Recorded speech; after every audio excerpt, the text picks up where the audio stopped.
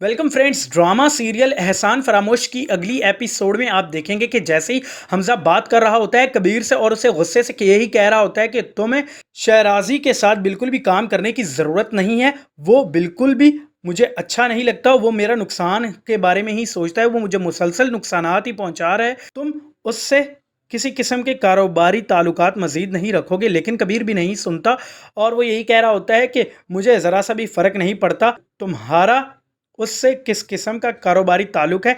मैं तो अपने फ़ायदे के हवाले से सोचूंगा और मुझे जो अच्छा लगेगा मैं वैसा ही फ़ैसला करूंगा। जिसके बाद फिर हमज़ा साफ साफ बता देता है कि फिर मुझे तुम्हें खोना होगा। और फिर कबीर वो ये बात भी नहीं सकता और फिर कह देता है कि मुझे ज़रा सा भी फ़र्क नहीं पड़ता। तो मामलात बहुत ही ज़्यादा बिगड़ जाते हैं, हालात बहुत ही ज़्यादा ख़राब हो जाते हैं। इधर फलक वो बेहद कोशिश कर रही होती है कि किसी न किसी तरीके से हमज़ा और नवाल की शादी ना हो पाए और वो अपनी कोशिशों में बेहद कामयाब हो जाती है। इधर नवाल उसे इस कदर फलक ने खिलाफ कर दिया होता है हमज़ा के कि वो अब हमज़ा की शक्ल तक नहीं देखना चाहती, वो उससे बेहद नफरत करने लग जाती है पहले की तरह ही। और उसे बार बार बातें याद कर रही होती है माजी की कि हमज़ा ने मुझे पहले भी धोखा दिया था सिर्फ और सिर्फ अपनी खुदगर्जी की वजह से, अब दोबारा से वो वैसा ही कर रहा है। इसके बाद फिर वो साफ साफ शादी से इनकार कर देती है, जिसके बाद तो अब मामलात वाकई बहुत ही ज़्यादा बिगड़ जाते हैं।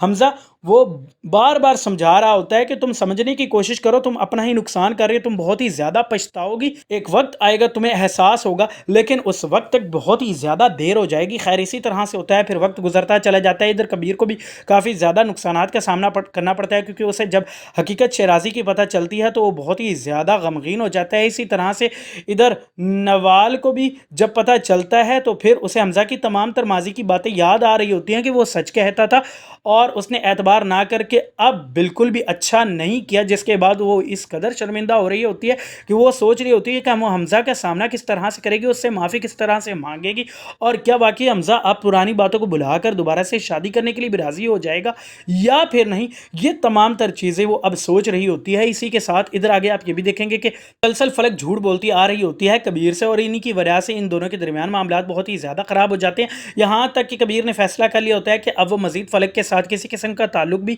नहीं रखेगा। सो फ्रेंड्स, अब आपको क्या लगता है कि क्या फलक अपना रिश्ता बचा पाएगी या फिर उसका रिश्ता ख़त्म हो जाएगा? आपको क्या लगता है? आप अपनी कीमती राय नीचे दिएगा कमेंट बॉक्स में हमें ज़रूर बताइएगा and make sure to subscribe the channel.